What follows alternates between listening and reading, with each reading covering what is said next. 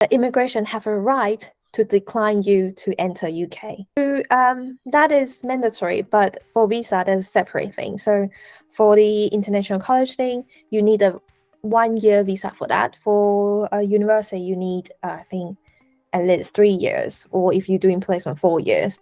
So, but why it's mandatory, I think, is because how the university works, because they're afraid, like, you need to do IELTS, but even though you reach that specific grade, but they will still ask you to do the. Can I just cut you and ask what IELTS is for students? Oh, so IELTS is like an English test for every foreigners who want to go to study in either UK, US, Canada, Australia, New Zealand, or like those who want to move to UK, immigrant actually.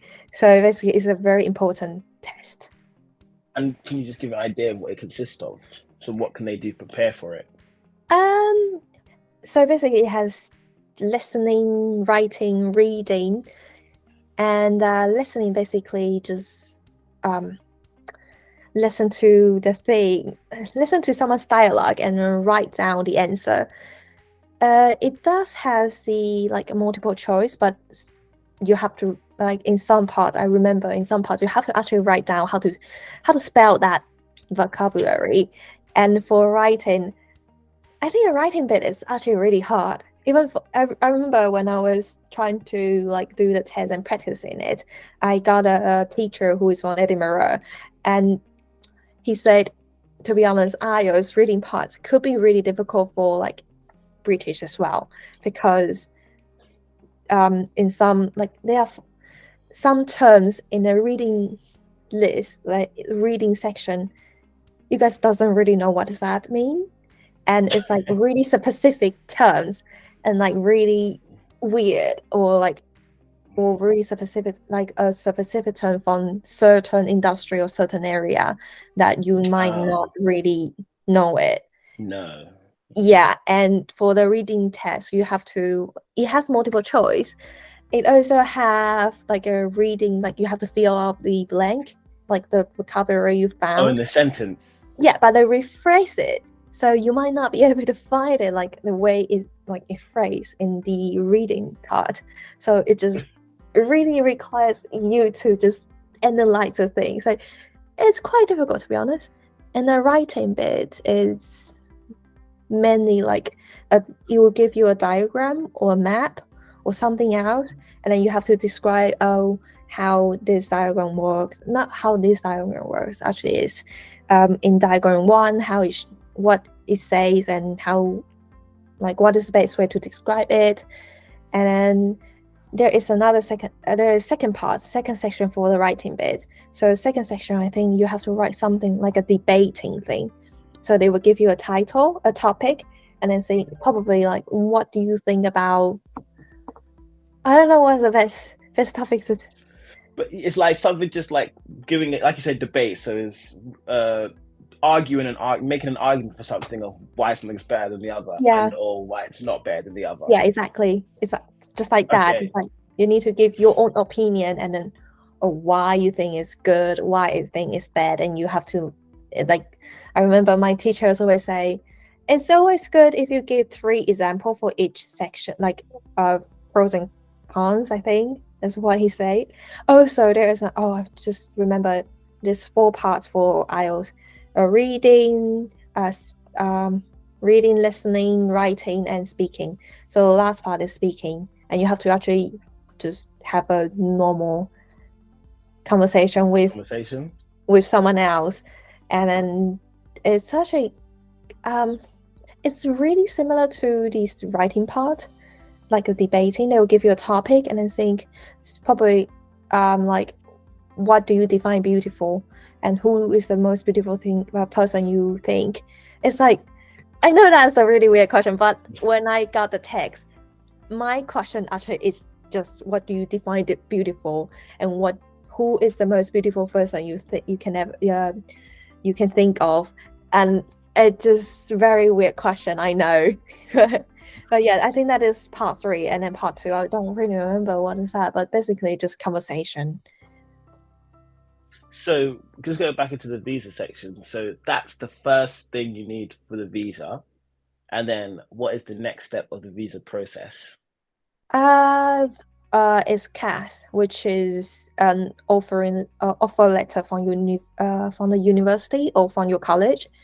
And then once you have the CAS, and you also have a financial statement, say you have enough money to pay for your tuition fee this year, and also enough money to pay for your living, like bills or everyday food.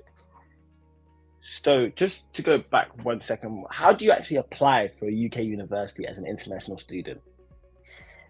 Oh, I think that is a very interesting question because everyone has different method to apply for it. For me, myself, it was because I applied for the international college and it helped me.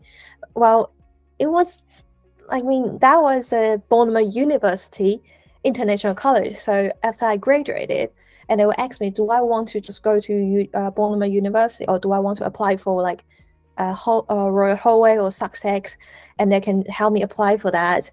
But I just I got scholarship from Bournemouth University, so I was like, well, okay, yeah, Bournemouth. So just for clarification, your way in studying in the UK was going to an international college, applying for an international college, and then through that taking the next step. So then if we go back one more step, how did you apply for the international college? Because obviously at this point you're in Taiwan. Yeah. So when I was in my actual college in Taiwan, and I went to I think it was a studying agency that helps people to find a college or university in like UK or Canada or New Zealand, I don't know. And they helped me to apply for international college, and they helped me to like go to university. So it's an agency that kind of helped, was the middleman between you and Bournemouth University. So going forward a couple steps, we've now got our IOs. Now we've got our CAS. Oh, for the CAS, how would you prove you can pay for the tuition? Do you have to send like bank statements? Do you have to send credit? Okay, so what, like, is it just bank statements, or is there anything else you need to send with the CAS? Just bank statement, I think, as far as I remember, just bank statement. And then what is the next step? The next step, so you have to send everything to the UK immigration office, and then we'll process the whole thing, and then we'll issue one letter says, okay, you have the permission to enter UK with the student tier 4 visa, and then you have to have that letters, every document, just in case, like the financial statement, the CAS, print it out, and so you have to pay for like insurance, like an NHS thing. And also what else, just and where you live, where is your accommodation, and also bring a little bit of cash, and then bring it when you go through the immigration, just in case. But sometimes I mean, in my case, the immigration doesn't like, they didn't really look at what I have, because I got like a huge book of it.